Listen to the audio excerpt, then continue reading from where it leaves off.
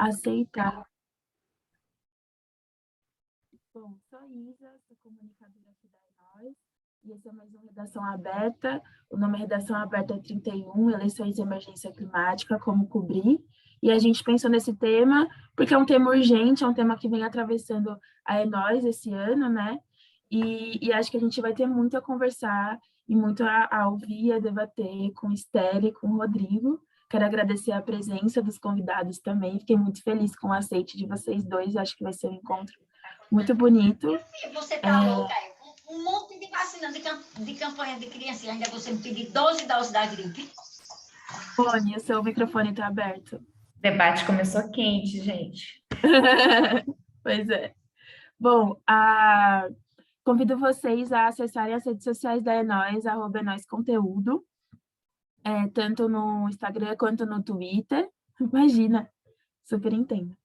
E também a assinarem a Diversa, que é a newsletter da Enóis. A gente vai fazer uma pesquisa aqui rapidinha durante o encontro sobre a temperatura, o calor do encontro. A galera que é de jornalismo e território já deve estar acostumada com esse início de encontro para saber a temperatura. E também eu vou deixar um formulário aqui para vocês preencherem como lista de presença do nosso encontro. É muito importante vocês preencherem essa lista de presença, porque depois a gente consegue mandar e-mails, mandar mais conteúdos, mandar as referências que o Rodrigo e a Esther vão trazer, a apresentação eventualmente, alguma coisa que eles tenham falado. Então, preencham, é rapidinho, e é isso, vamos começar. Esther, te convido para iniciar, né, como a gente conversou, e fique à vontade aí para falar o que você achar de mais importante. Tá certo, bom dia. Bom, acho que as primeiras palavras que eu quero dizer é muito obrigada e também desculpa, né, já vou me antecipar aqui. Muito obrigada, porque me senti muito honrada, muito feliz em poder participar dessa conversa, que, como o próprio nome já diz, né, é emergente, é super importante, a gente tem pouco tempo para fazer coisas muito significativas para a mudança do clima, seja para adaptação ou para tentar evitar consequências mais drásticas. E o jornalismo é fundamental para isso, jornalismo de território.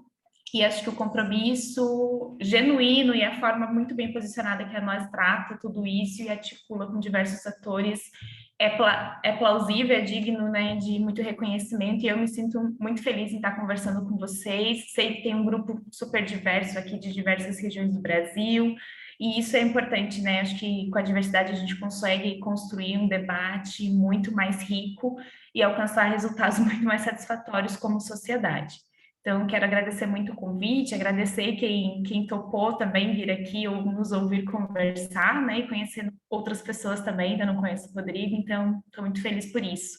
E quero pedir desculpas, porque infelizmente eu não vou conseguir ficar com vocês até o final, né, eu sou de Curitiba, hoje estou no Rio participando de uma agenda aqui que tem tudo a ver com o que a gente está fazendo nesse momento, e exigiram que eu estivesse no presencial também, então peço desculpas por não ficar até o fim, mas já quero me colocar totalmente à disposição se eu puder colaborar em outros momentos, meus contatos estão disponíveis. Gente, eu separei alguns tópicos aqui, né, pensando sobre as coisas que a gente tem para conversar hoje, e eu pensei em fazer uma fala mesmo, bem informal, conversando com vocês. Eu sei que nem todo mundo se sente à vontade de abrir a câmera, mas se alguns se sentirem, eu vou ficar agradecida, porque eu vou conseguir ver um pouquinho a reação, vou conseguir ver com quem eu estou conversando, e isso é legal também. Então, eu vou falar alguns tópicos aqui, sintam-se à vontade para interferir. São as coisas que eu considero, assim, mais importantes a gente ter em mente quando pensa em cobertura jornalística das eleições e cobertura jornalística das eleições pensando em emergência climática, né? Então, eu acho que é importante a gente frisar que essas eleições, elas são muito importantes para o nosso cenário democrático e também ecológico no Brasil, porque é o primeiro caso de eleições em que a gente está conseguindo colocar a agenda ambiental no centro do debate. Embora isso ainda não esteja refletido exatamente nos debates eleitorais, a gente teve a primeira experiência no domingo, na Band, ainda não esteja refletido na fala de todos os candidatos e eles não estejam exatamente preparados para falar sobre isso, a gente sabe que os candidatos presidenciáveis, pelo menos, eles não podem ignorar a questão da mudança do clima, eles não podem ignorar o histórico de desmatamento promovido em grande parte pelo último governo, e que eles precisam, sem falar, principalmente de Amazônia. Então, acho que esse de certa forma, é um ganho, né? As pessoas, está agendado esse tema, ele está na agenda pública, ele faz parte da esfera pública, e jornalismo tem tudo a ver com isso, né? É esse o ponto que eu queria trazer. Em eleições anteriores, a gente via muito essa fala presente na candidatura da Marina Silva e só, né? E ela ficou até um pouco caricata por isso, né? A candidata que vai querer defender o meio ambiente. E muita gente torcendo o nariz para ela porque é da sustentabilidade. E agora não, até o Bolsonaro tem que falar. Ele tem que falar alguma coisa sobre o meio ambiente, nem que sejam as mentiras, as fake news, para negar o óbvio que está colocado pela ciência, pela cobertura de dados e tudo mais, mas todos eles são obrigados a falar. Então, acho que o ponto primeiro que eu ia falar é a questão da agenda pública, né? A responsabilidade que o jornalismo tem e o poder que está na mão, né, dos jornalistas, de grandes e menores veículos, de pautar um tema para a sociedade discutir. E isso tem tudo a ver também com uma outra caixinha, e eu deixo de referência o pessoal da Rede Narrativas, do GIF, que trata de comunicação de causas, né? Quando a gente fala de comunicação de causas, eu acho que aqui a gente está falando com um público mais engajado, a gente pensa em um processo de conversão de um público apático, indiferente às causas sociais diversas que a gente pode estar falando, e aqui a gente está falando de meio ambiente, está falando de mudança do clima, até tornar esse cidadão alguém mobilizado, engajado, que contribui de alguma forma para a mudança, para a transformação social, socioambiental. Então, o primeiro passo desse processo, né, de comunicação de causas é o agendamento de um tema na esfera pública, que foi o que eu acabei de falar. Né? É colocar esse tema no assunto da mesa de domingo das pessoas. Né? Nem que seja para provocar brigas nos familiares. É colocar esse assunto circulando no WhatsApp do grupo da família. É fazer com que isso não seja debatido só nas grandes instâncias, na ONU, no Congresso Nacional, mas também que, embora tenha uma série de deficiências ainda nessa fala, mas que isso esteja presente no cotidiano das pessoas, que pegam o ônibus, que vão para a universidade, que trabalham em diversos setores, né? Então, isso é pautar um tema na agenda pública. Eu acho que todo mundo que é jornalista vai lembrar um pouco aí das aulas de agendamento, de agenda setting, quando a gente fala disso. O segundo ponto é sensibilizar as pessoas, né? Então, aquela coisa da conscientização, é fazer ela ligar o alerta e pensar, não, esse assunto não está distante de mim, esse assunto não é uma coisa intangível, não, ele faz parte da minha realidade e eu me sensibilizo com isso, eu não estou confortável em saber as consequências da mudança do clima e ficar indiferente. E aí a gente entra, e aí tem o papel das campanhas, né, que a gente vê muito forte, que normalmente tem um apelo muito mais emocional do que racional para esse processo. E aí tem a terceira etapa, que é converter esse público, ou seja, de uma pessoa apática, indiferente, ela se sensibiliza a respeito daquilo e aí ela não é mais apática, indiferente, ela começa a se preocupar diante da realidade que está posta e ela se converte para a gente chegar no último passo, que é do engajamento e da mobilização.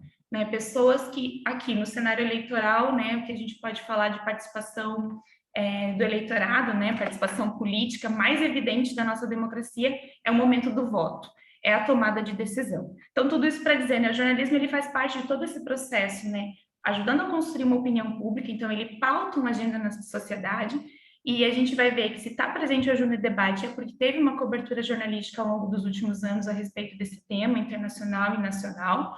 E se a gente pensar o inverso do, por exemplo, se a imprensa tivesse ignorado o assunto da mudança do clima nos últimos tempos, não fosse uma manchete, não fosse assunto no Fantástico, não fosse assunto no editorial, esse assunto poderia estar invisibilizado. A vacina da pele é um grau. Então, tem uma questão, né, que a gente traz para os critérios de noticiabilidade, né? Quantos fatos estão acontecendo ao mesmo tempo? Por que alguns são notícia e outros não são? Né? Por que essa reunião aqui não é notícia? E por que, se a gente chamar o Lula aqui para participar, vai se tornar notícia? Né? Então, tem a notoriedade envolvida. E quando a imprensa dá visibilidade para essas coisas, ela começa a indicar para o público, indicar para o cidadão, para o eleitor, que determinados assuntos são dignos de atenção. E aí, o poder público, ou os atores políticos em geral, esteja na política institucional, esteja na política partidária ou não, ou tentando ingressar nisso, eles também têm que acompanhar, né? Eles acabam sendo influenciados por essa agenda. Até quando a gente fala de editorial jornalístico, né? Quantos por cento da população lê um editorial? É muito pouco, né? É um público muito específico, ali, de 2% dos leitores que tem acesso ao editorial, mas ele tem um poder enorme, porque é o editorial que norteia muitas vezes a ação do ator político, quem está lá na ponta e vai tomar decisão, quem está com a caneta na mão e vai assinar o Diário Oficial da União, vai decretar alguma coisa. Então, essas nuances que a gente tem que entender, né? Diferentes linguagens jornalísticas dialogam com diferentes públicos e têm diferentes pesos. Mas o fato é, estamos falando que um tema está agendado, é a mudança do clima, o jornalismo tem total influência em todo esse processo. E aí tem um segundo nível, né, desse agendamento que a gente fala que é a deliberação mediada. Então, a gente tem a nossa democracia representativa, a gente elege pessoas para ir lá no Congresso debater e tomar decisões por nós, idealmente, isso de uma forma igualitária e representativa, nem sempre, né, esse desenho institucional funciona na prática. Mas, para além desse debate institucional, tem o que acontece por meio da imprensa, né, e que também nem sempre é igualitário e diverso, né, mas quando eu elejo lideranças comunitárias, especialistas, acadêmicos, que vão falar a respeito dessa agenda, eu estou colocando ali também um debate mediado por meio dos meios de comunicação de massa, da imprensa, do jornalismo, né? Então, as pessoas podem acompanhar o debate a respeito de determinada agenda, vendo o jornal, lendo, ouvindo notícias e etc. Isso ajuda a gente a balizar um debate, né? O cidadão comum olhar diferentes perspectivas, ouvir dados a respeito, opiniões e ajudar a construir sua própria opinião, que no final, no momento eleitoral, vai culminar na decisão do voto dele. E isso é super importante porque é um momento que a gente consegue efetivamente ver o impacto de uma participação política, diferente do que a gente vê ao longo do mandato, né? Participa de uma audiência pública, nem sempre aquilo se reflete em algo mais concreto, mas durante as eleições nós temos a decisão do voto, que é super importante. E aí quero trazer duas provocações aqui, né? Voltando lá um pouco à teoria do jornalismo, aquela essência, aquele debate super antigo, né? Sobre ser parcial ou não ser. E o jornalismo também tem um processo de autolegitimação, né? De dizer assim, ó, sou importante para a democracia, sou indispensável, se afastar da ideia comercial. Tudo isso é importante a gente refletir enquanto produtores de conteúdo. Em um mundo em que todo mundo agora, todo mundo não, mas quem tem acesso à internet, tem potencial de produzir conteúdo. Eu acho super importante porque esse discurso, muito mercadológico no fundo, né, de marketing do jornalismo, de se propor imparcial para ser digno de credibilidade, ele é muito perigoso no Brasil que a gente vive hoje. Eu acredito que se o jornalismo é voltado para o interesse público, ele tem a obrigação de, nesse momento, ser parcial. Ele tem a obrigação de ser bem posicionado. E aí, a gente não está falando de defender um posicionamento ideológico de uma linha muito específica da política, não é isso. Está falando de defender interesse público, basicamente. Então, se ele tem compromisso com a democracia, ele tem que ser parcial nesse momento, sim. Porque se ele for imparcial, ele é indiferente às mazelas, ele é diferente à desgraça, à miséria.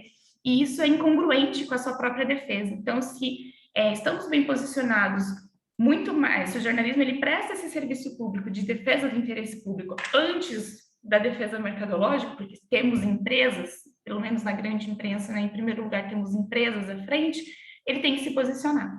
E a mudança, e além disso, né, o processo, né, de construção da notícia, a rotina profissional, ela nos lembra muito o protocolo científico também, do rigor da checagem, de estar baseado em dados, de ter uma metodologia.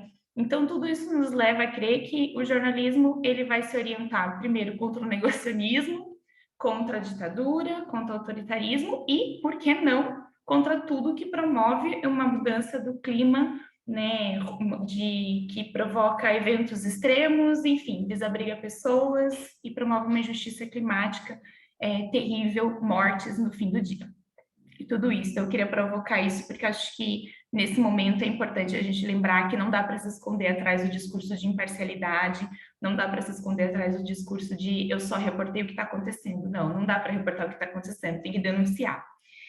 E no momento das eleições, acho que a gente ganha um gancho muito maior para falar de eleições, para falar de mudança do clima, porque, como eu disse, né, esse tema está agendado, e a gente pode promover como jornalistas, durante as sabatinas, entrevistas, acompanhando a agenda dos candidatos, um movimento um pouco ao contrário, né, de apenas estar mostrando o que eles estão fazendo, mas provocá-los a respeito disso. Né? Acho que esse é o ponto número 1, assim, se fosse dizer como indicar isso, né? E aí, candidato, o que, que você vai fazer?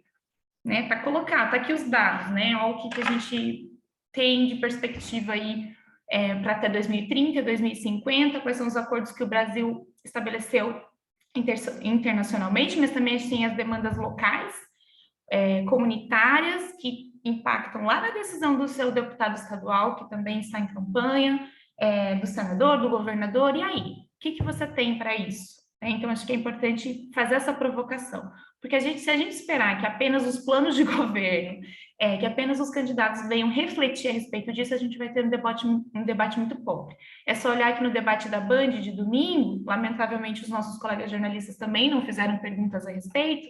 O único momento que a gente falou de mudança do clima foi quando o Lula fez uma pergunta. Né? Não tenho certeza agora para quem que ele fez, foi para o Tebet ou para o Ciro, não lembro, se alguém lembrar me fala aqui. Foi o único momento, né? E o rapaz lá do Novo, né, falou que o mercado ia resolver. Então, ele também participou dessa conversa. Mas foi superficial, né, para uma coisa que é central para o mundo, para o Brasil e para se colocar internacionalmente também. Outro ponto, né, provocar os candidatos a respeito disso e trazendo dados, né, analisar o histórico e as projeções do futuro. Então, o que a gente tem, né, no histórico, por exemplo, de desmatamento no Brasil? Por que o desmatamento é importante quando a gente fala de mudança do clima, né? É o principal player aí de emissões, no nosso caso, né, na matriz brasileira. Por que a gente tem que falar disso? O que a gente já fez no histórico? E quais são as projeções do futuro? O que vai acontecer? E aí eu acho que uma contribuição importante que vocês têm aqui pensando em jornalismo de território é analisar, e eu acho a mais desafiadora de todos, né? Analisar os cenários regionais. O que está acontecendo nas comunidades, nos estados, que não tem uma cobertura da imprensa nacional, que precisa ter mais cobertura, se torna até mais perigoso por isso, de repente, e eu acho muito desafiador porque muitas vezes a visão sulista e sudestina do Brasil ou da cobertura da imprensa nacional vai dar a entender que todo mundo que mora na região da Amazônia Legal é super pró meio ambiente, seu defensor, e as pessoas de lá vão votar. Não. E esse desconhecimento que a gente sabe que circula por aí, acho que tem pessoas aqui muito mais qualificadas que eu para falar a respeito disso, e das experiências que eu tive, eu percebo muito essa relação paradoxal, né? Um Brasil que olha do Sudeste para o Nacional, para a Amazônia, dizendo, tem que proteger, assim, tal. E aí, quando você vai lá no local territorial, você vê a Joênia, por exemplo, em Roraima, sendo perseguida. Você vê o movimento garimpeiro muito forte, uma pressão local muito grande. Né? Você vê pessoas que moram ali, que cresceram ali, que não estão tão interessadas nessa defesa por N razões, né? De desigualdade também, de desconhecimento, enfim, de uma conjuntura local que precisa de um esforço maior, não só daquela etapa do agendamento, né, de esclarecimento, mas de debate sobre esse assunto de uma forma mais qualificada. Então, olhar para o regional nesse momento também é muito importante e para o voto que vai compor um Congresso Nacional que a gente tem também, que é representativo dessas regiões. E o segundo desafio é traduzir informações complexas, né? Quando a gente vai falar de mudança do clima, estou terminando, desculpa. A gente percebe que são questões assim muito complexas de termo científico, de linguagem inacessível. Eu lembro que eu tinha um professor na faculdade, né, que falava: olha, o desafio do jornalista é saber nada sobre tudo, tudo sobre nada, né? A gente sabe um pouquinho de cada coisa, e a gente tem que pegar algo muito complexo que a gente não entende, não domina, absorver aquilo e conseguir traduzir e explicar para pessoas que talvez entendam menos que a gente ainda. Então, é um desafio gigantesco, mas muito importante, enxergar valor nesse trabalho, né? De conseguir aprender essas informações e trazer para as pessoas de uma forma mais clara. Eu quero fechar aqui, né? Depois talvez eu possa responder de outras formas, mas dizendo que acho que é importante também nesse momento que são agendas negativas, né? São muito pessimistas, é pesado falar sobre esse assunto, pesado falar sobre as consequências, sobre injustiça climática, sobre os desastres ambientais, pessoas morrendo, e as mais pobres, negras, vulneráveis, morrendo mais e perdendo mais com isso tudo. Mas acho que é importante a gente trazer uma perspectiva de esperança, não no sentido coaching do vamos fechar os olhos, mas de apontar caminhos. E no âmbito das eleições, acho que a gente tem que dizer, apontar até para os candidatos e atores políticos, quais são as políticas públicas que eles têm que adotar. O que eles têm que fazer se eles assumirem esse lugar para resolver essa encrenca? Ouvindo lideranças comunitárias, ouvindo acadêmicos, cientistas, enfim, o que a gente tem que fazer como jornalistas para ter um debate plural. Mas apontar soluções do tipo, é possível fazer, né? E isso eu quero dizer com esperança, de que é possível, os caminhos estão aqui. Mas se não fizer desse jeito, a gente vai denunciar, sim. Eu acho que é isso, e eu digo isso porque o excesso de notícias negativas, ele gera um pessimismo que paralisa as pessoas. A gente tem um exemplo clássico no Brasil, e aqui eu estou falando amparada na literatura, não é coisa da minha cabeça, que é a corrupção.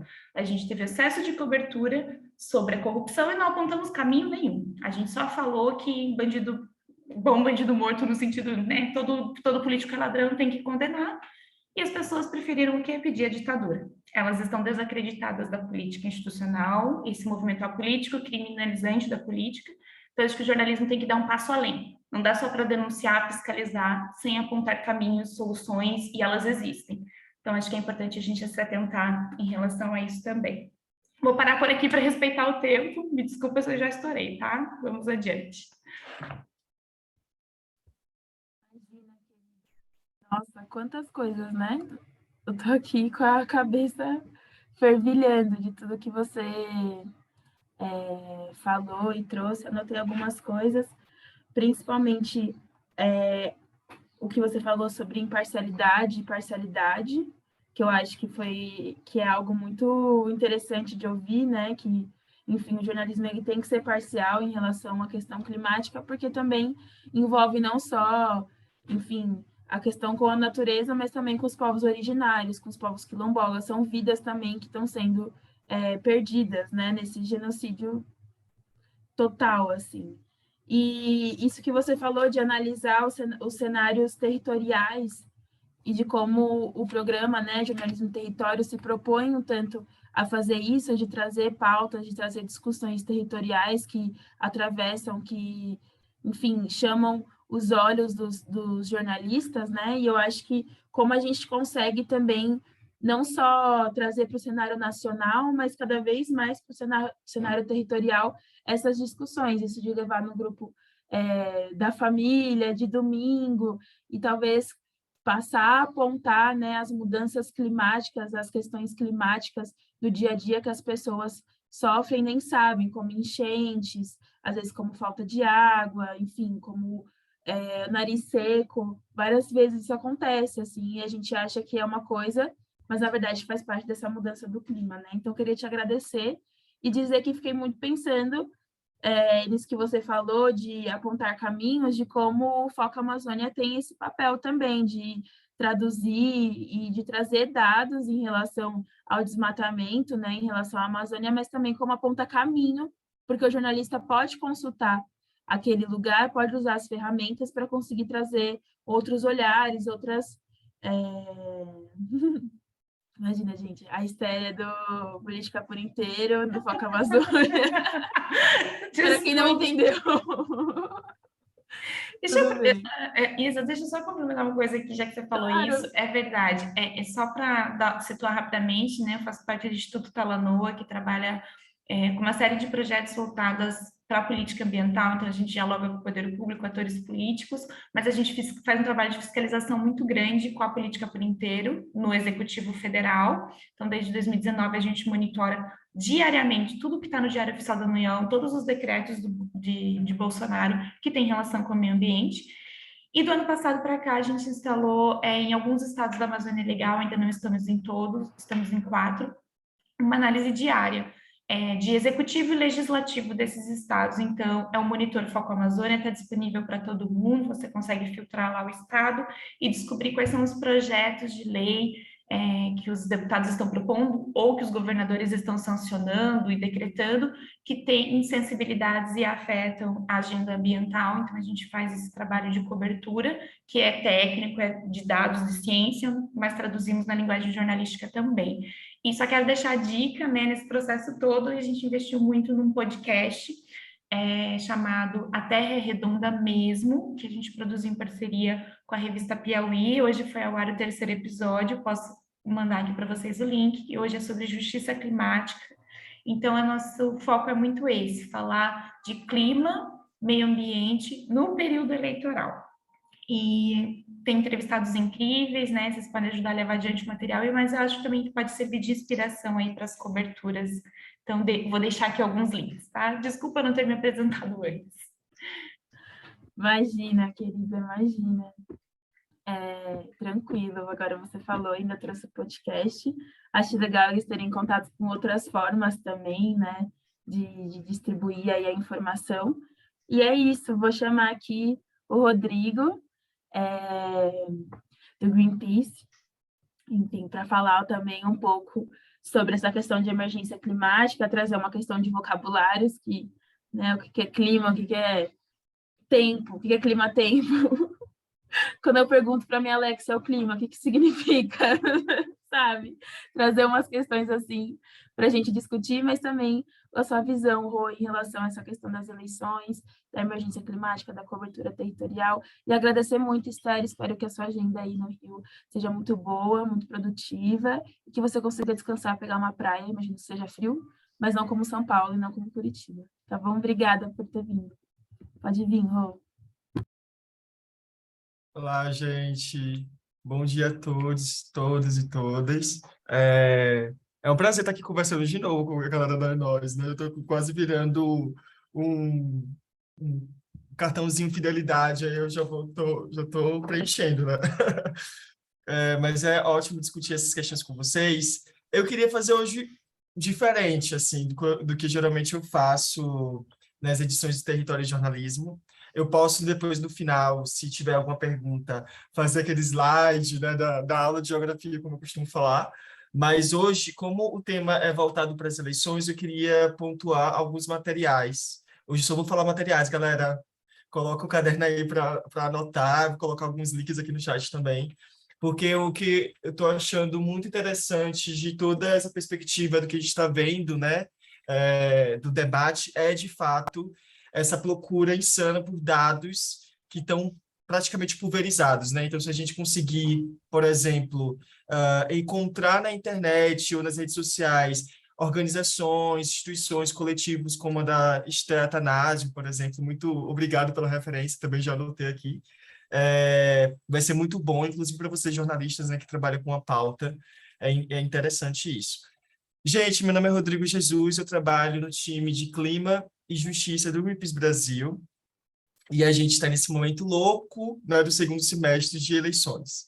Vai vir muito babado por aí, vai vir muito babado por aí. O debate da Band não foi a única, e não será a única surpresa que teremos, né? A gente está percebendo que dos planos de governo que estão sendo elaborados e nas primeiras discussões temáticas que estão sendo desenvolvidas, meio ambiente e clima não estão como prioridade, né? Nem são lembrados, na verdade. E aí nosso esforço enquanto organização da sociedade civil é, de fato, influenciar o debate.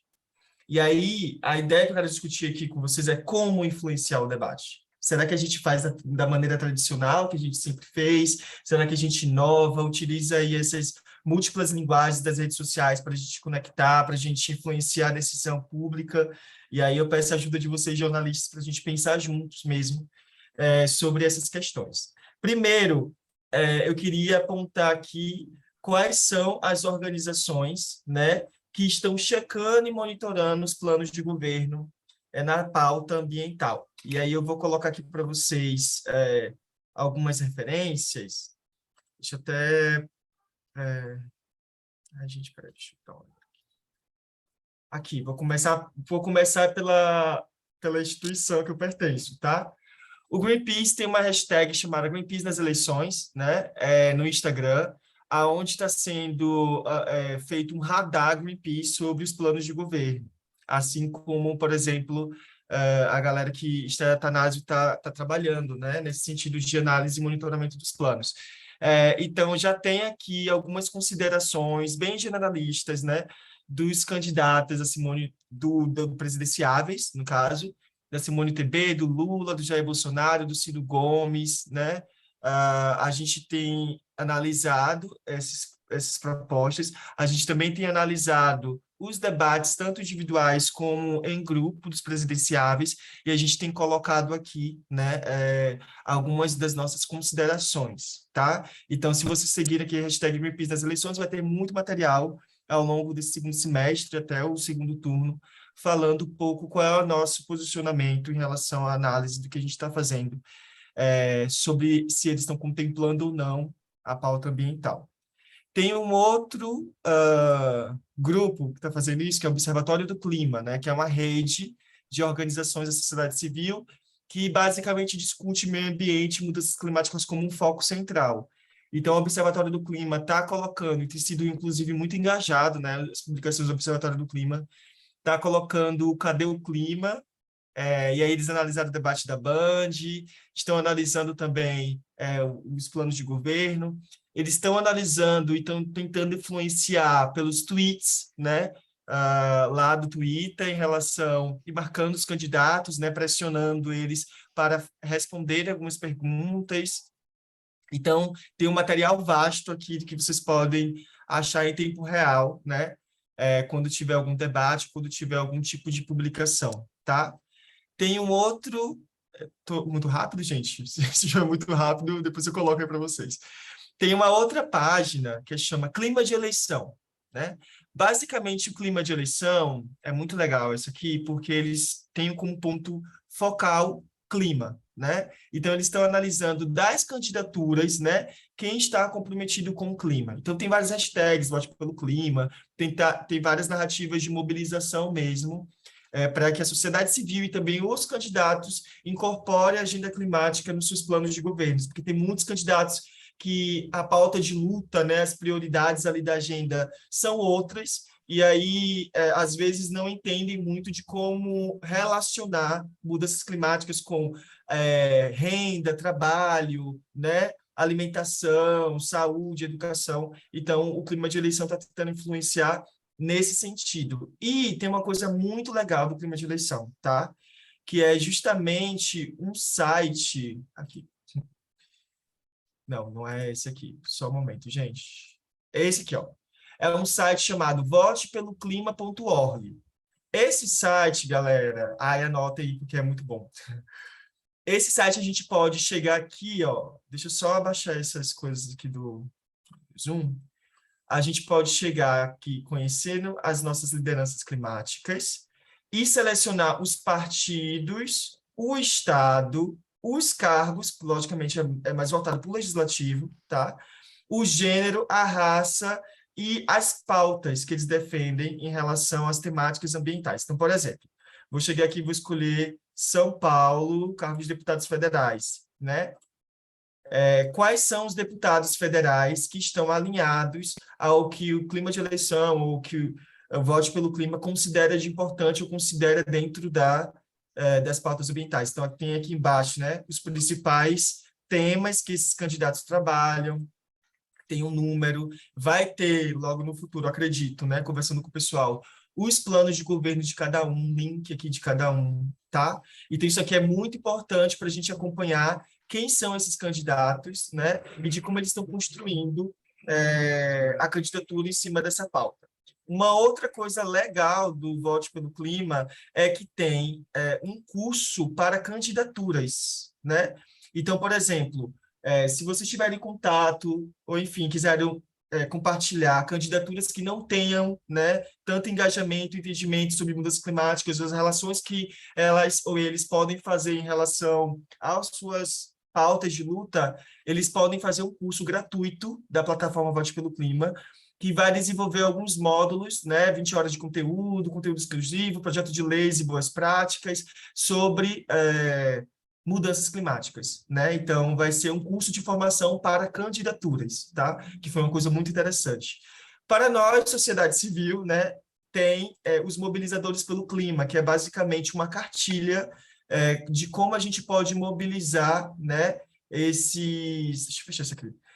De como a gente pode mobilizar esses candidatos a pautarem o clima. Então, tem uma cartilha aqui explicando de como, inclusive, entrar em contato com essas candidaturas para fazer o curso, enfim, a galera do clima de eleição que está aí organizando e protagonizando toda essa parte. E é mais voltada para o legislativo, tá, gente? Tem um deputado federal, estadual e senadores. Beleza. Tem uma outra coisa aqui, que é o Instituto, né, a organização Politize.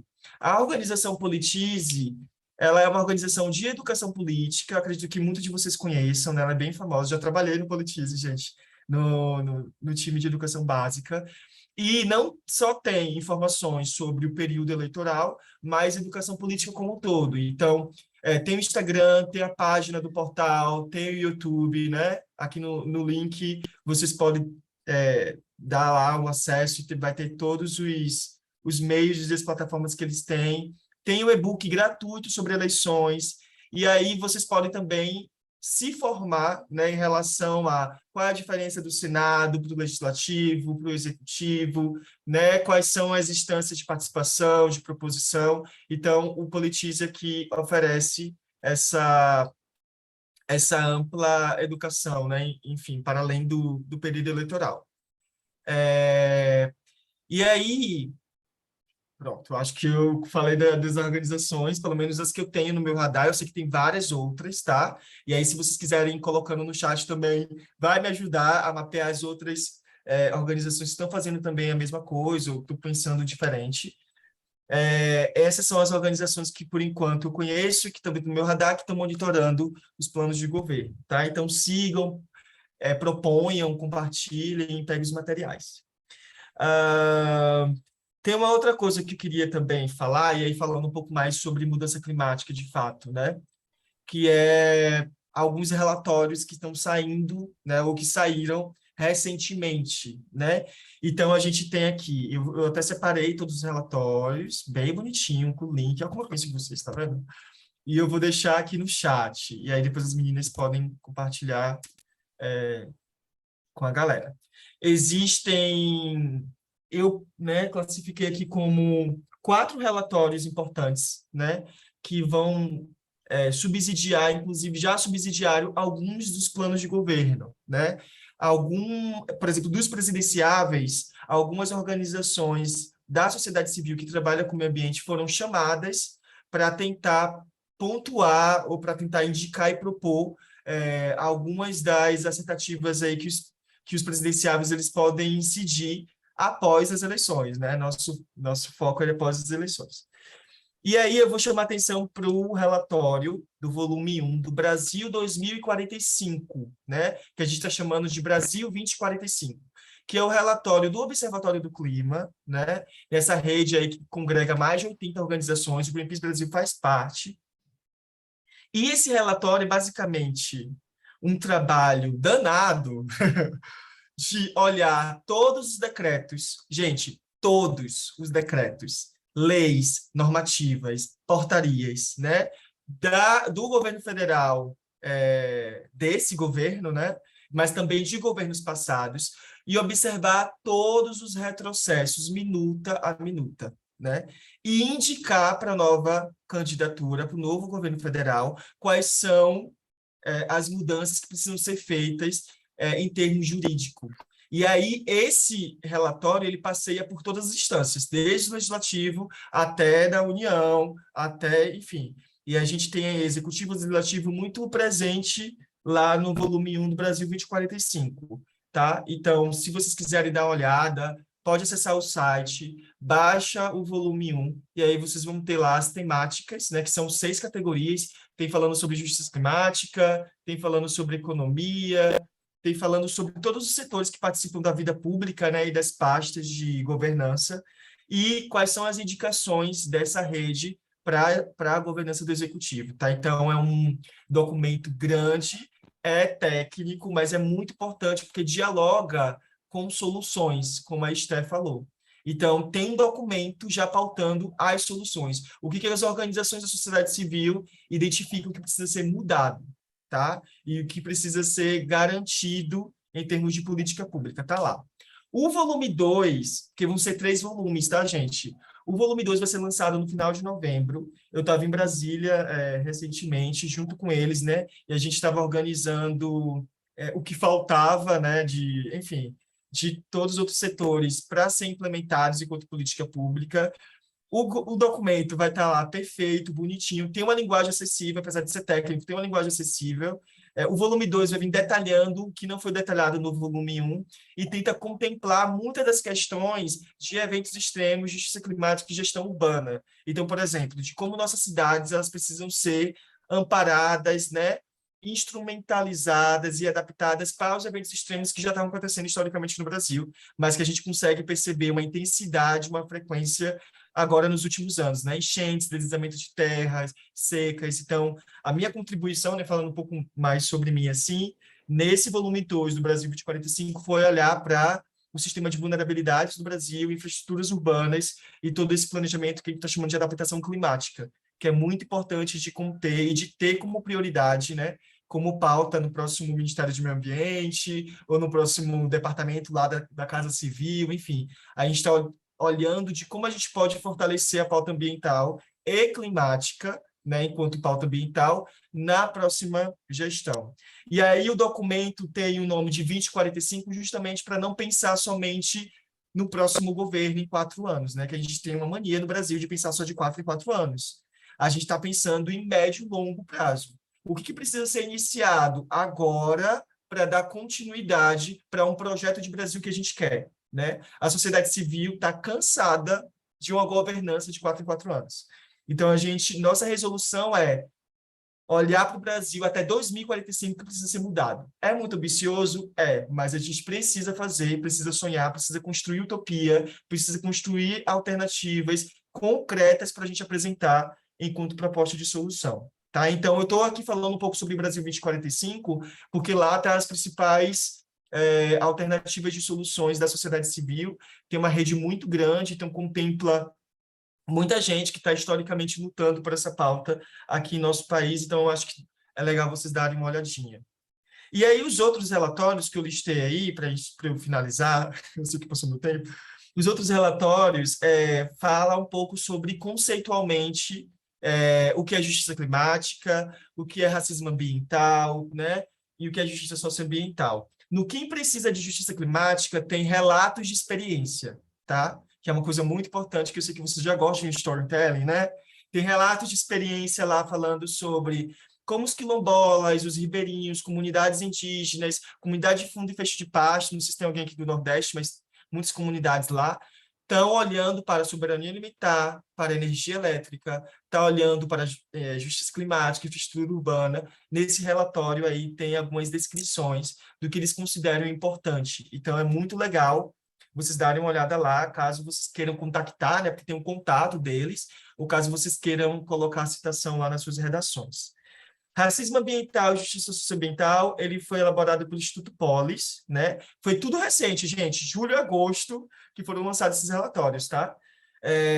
E o Instituto Polis dá uma análise, né, das 3 cidades brasileiras, Belém, São Paulo e Recife, analisando aí o que de racismo tem nas infraestruturas urbanas, né? No acesso à água, no acesso à energia, no acesso ao saneamento básico. Então, tem uma análise, tem mapas lá muito interessantes, uma linguagem bem fluida e bem comunicativa, assim, e vocês podem dar uma olhada e sigam o Instituto Polis, porque vai sair outros relatórios, né, falando muito sobre isso. Tá? E o Agora José, Tempos de Mudanças Climáticas no Brasil, foi um relatório do Greenpeace Brasil, esse já é um pouquinho velhinho, tá? Eu acho que foi de 2016, que fala também sobre como o Brasil deve colocar como pauta central as mudanças climáticas ligadas à interseccionalidade, ligadas a todas as problemáticas de desigualdade histórica que a gente vive no país. Bem, é isso. Acho que minha fala se resumiu a realmente destinar para vocês esses materiais, porque eu sei que é mais eficiente, prático. A gente segue analisando os planos de governo que estão uma merda, gente. Vamos contribuir aí para a gente decidir politicamente. Eu faço meu coro às falas da Esté sobre a questão da parcialidade. Imparcialidade, eu acredito que todo mundo que esteja aqui, eu acredito, tá? Já tenha contemplado essas discussões no processo profissional e no trabalho de vocês, né? No sentido de a gente precisa tomar partido, gente, né? Não é possível, né, que a gente não entenda essa problemática atual e contextual que a gente vive no Brasil. e a gente conta, né, com a força do jornalismo comprometido, com responsabilidade social, com criticidade em primeiro lugar, tá? Para a gente transformar pelo menos a narrativa posta aí pela hegemonia. É isso, pessoal. Obrigado. Eu anotei tudo aqui que você falou e depois a gente vai mandar. Anotei tudo, fiquei tudo. Nossa, eu amo referências, eu acho maravilhoso e necessário nesses tempos assim de desinformação. A gente precisa ter muita referência. E Jé, pode falar, o microfone está aberto, gente, para questões, apontamentos, angústias, felicidades. Podem trazer.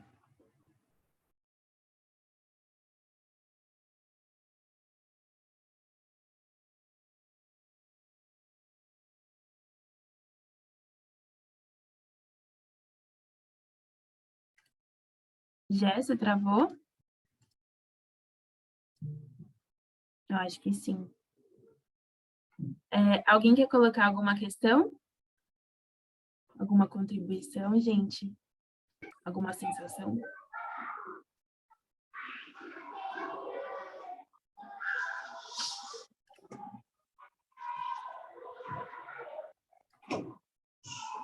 Eu coloquei, gente, aí os links do Instagram, do site, que eu acho que eu não tinha colocado, né? E aí vocês podem dar uma olhada, tá? Mas as meninas depois podem passar para vocês, né? No e-mail, eu posso organizar esse material, tá, gente?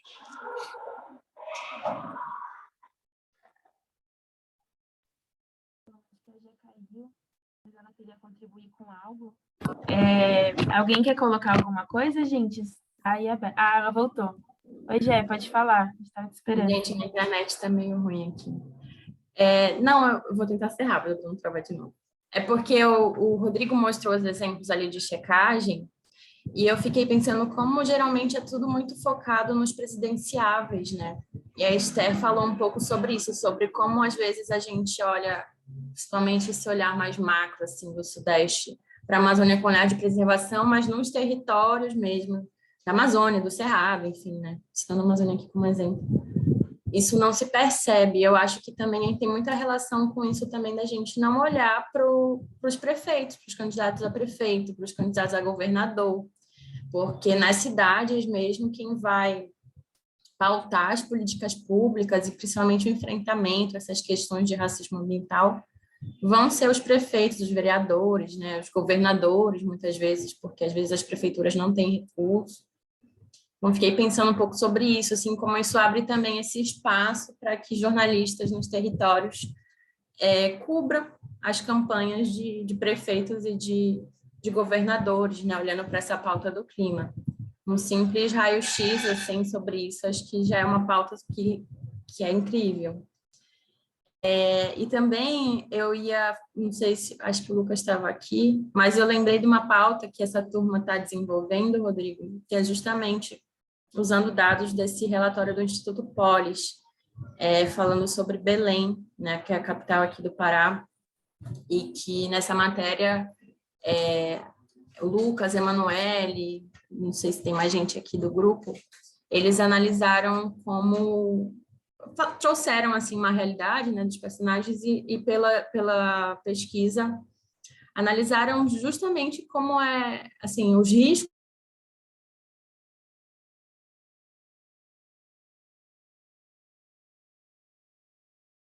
Acho que travou para mim.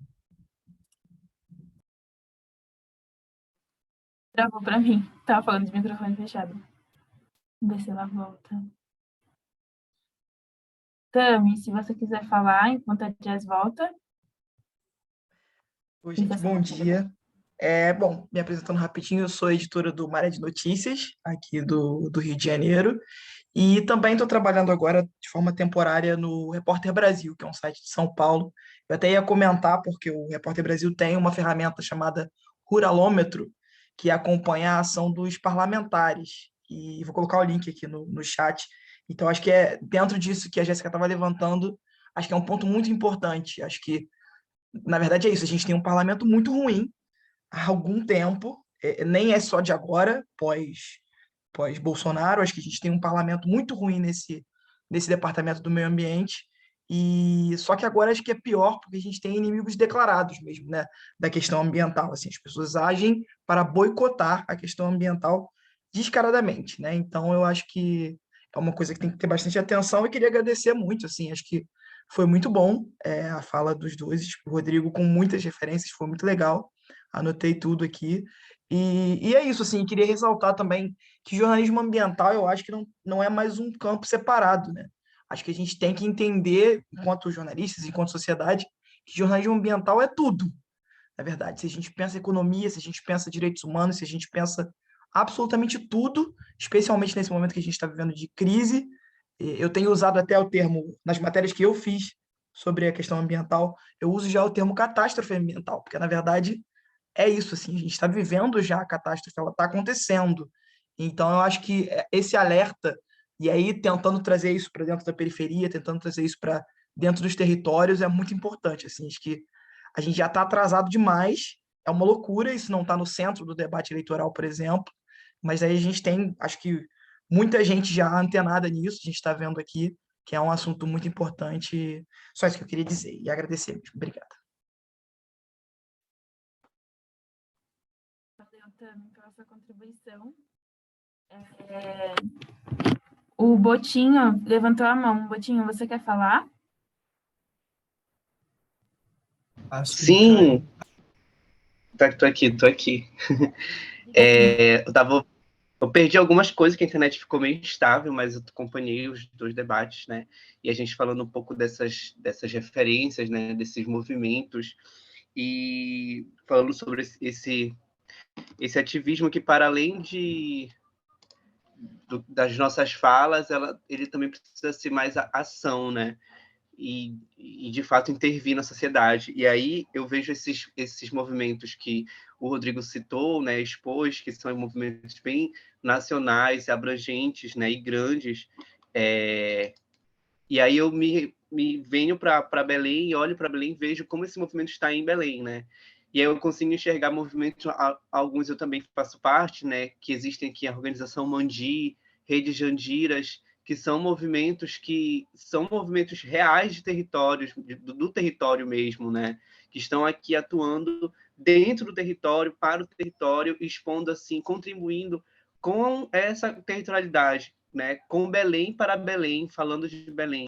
Né? Então, tanto que o meu resgate a me colocar no meio ambiente foi através da Mandi, antes, né, que era âmbito Cunduba, e aí naquele processo conheci tudo que elas defendiam, né, e me vi enquanto geógrafo também fazendo parte, quanto geógrafo e quanto morador também desse território, me vi fazendo parte daquilo, e aquilo me mobilizou, e me mobiliza hoje, né. Elas têm a Rede Jandiras, que também foi algo que saiu da AME, né, e hoje é uma das organizações que mais atuam aqui, reivindicam isso e estão aí trazendo a questão do Fórum Climático, trazendo a questão dessas emergências, dessas urgências. Então, assim, como é importante a gente observar isso de forma macro e como é importante atuar de forma micro também, né? Porque a gente consegue dialogar com os nossos pares, que são diferentes no mesmo território, mas entendem a nossa língua, né? A nossa língua da juventude, a nossa língua regional. E, assim, isso é muito importante que a gente pontue e paute isso, né, na nossa sociedade e também para a legislação, que é como, por exemplo, a Rede Jandira faz, né, que é uma intervenção muito mais política, de fato. E aí a Mandi vem com uma questão bastante social, trazendo realmente a fala com a juventude. E, assim, isso para mim é incrível, e eu espero que a gente possa ter isso, né, nesse processo da formação que a gente teve, né, assim, caminhando para o final do curso já, mas essa formação tem que trazer essa necessidade de transformação do território de forma ativa mesmo, né, de forma realmente intra, né, é isso.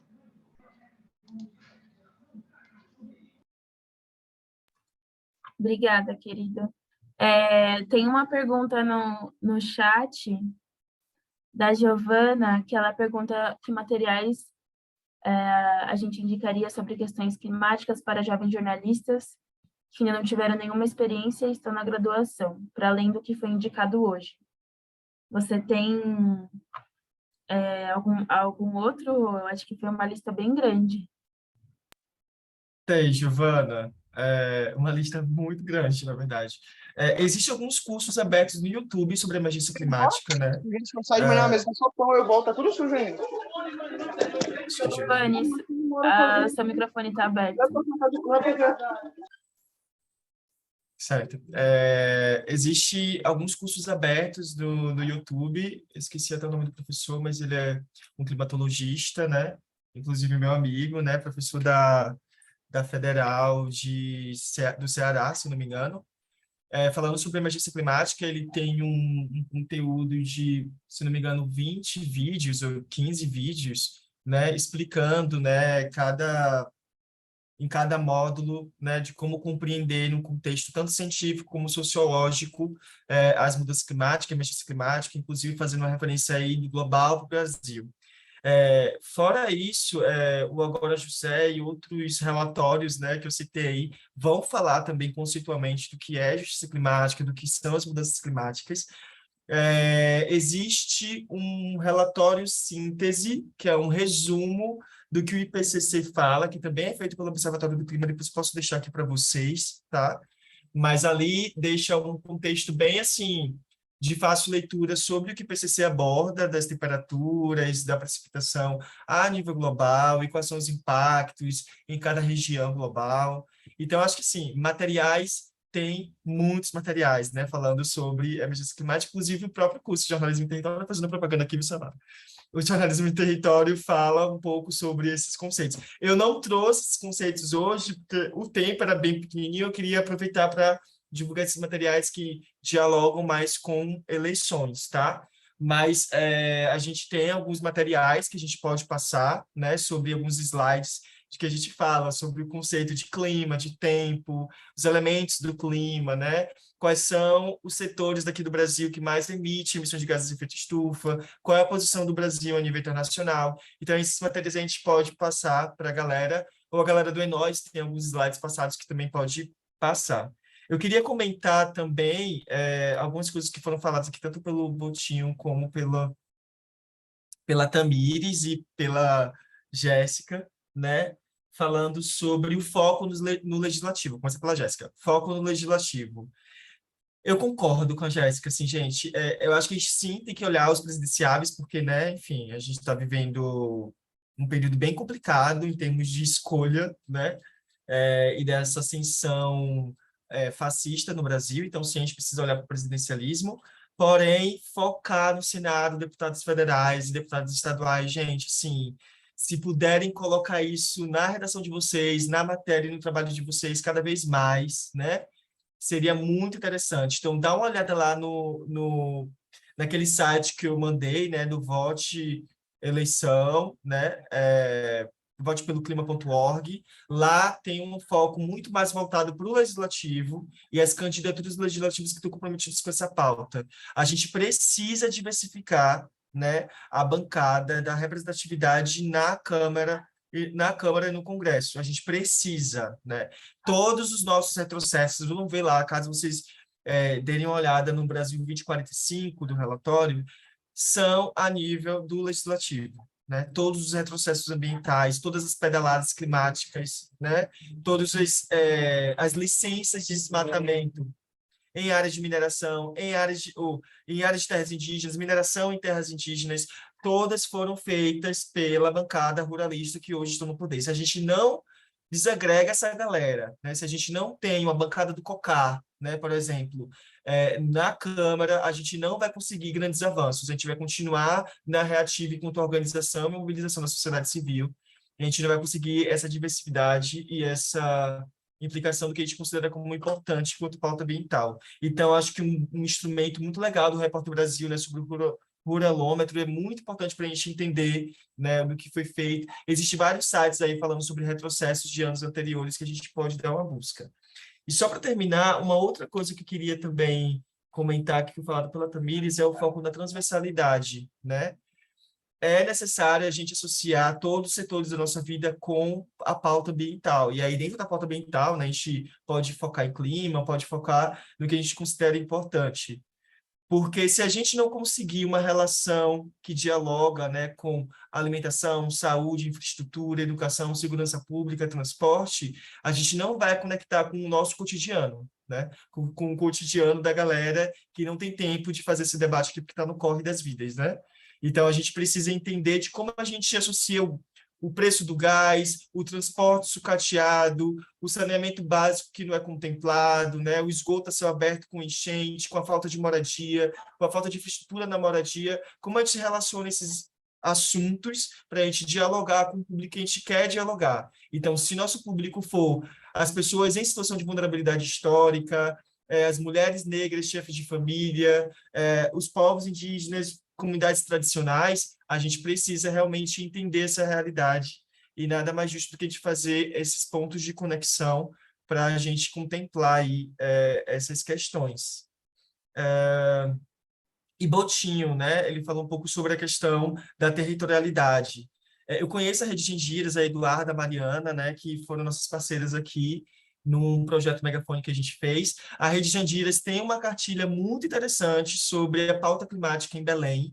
Então, eu acho que é legal vocês entrarem, acessar. Eu não sei se eu tenho ela em PDF, que depois eu posso passar, mas acredito que Botinho, com certeza, tem um contato delas. E eu achei muito interessante essa cartilha, inclusive eu estava conversando com a Mariana sobre a gente transformar essa cartilha em pontos replicáveis em diferentes territórios, né? Por que não a gente construir um material das nossas demandas territoriais, analisando as políticas estaduais, municipais, analisando o que a sociedade civil do território demanda em relação a essas transformações da realidade que a gente quer. E eu acredito que isso que a Rede Jandiras fez foi, para mim, um material que ele pode ser replicado no Brasil inteiro, inclusive para a Amazônia Legal, que a gente acha que esses assuntos são discutidos, né, nas organizações, nos movimentos de base, e às vezes não são, né? Então, a gente precisa realmente ter essa conversa, esse diálogo mais afinado, para que essa pauta ela possa ser também uma pauta de todo mundo. Acho que é isso. Valeu, pessoal, também pelas contribuições.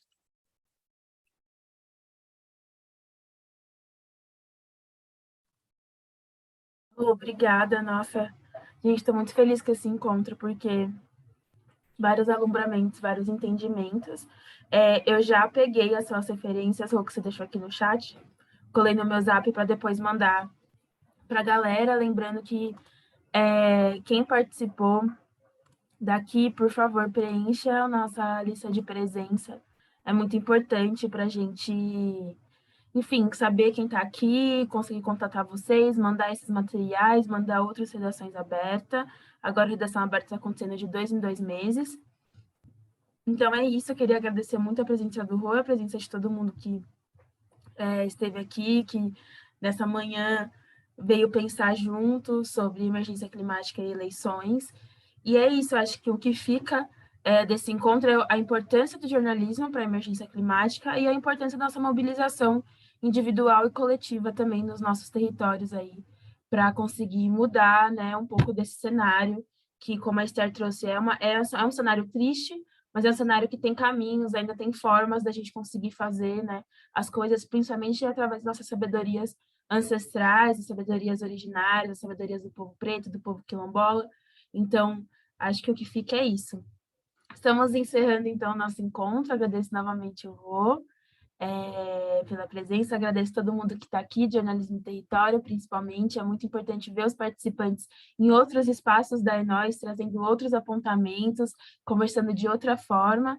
E se liguem nas coisas da Enóis, sigam a gente nas redes sociais. E em breve vocês vão receber o resumo do nosso encontro, um e-mailzinho agradecendo e todas as referências que foram enviadas. Obrigada, gente. Vou encerrar aqui a gravação. Tchau, gente. Bom dia para todo mundo. Obrigado, pessoal. Tchau, tchau.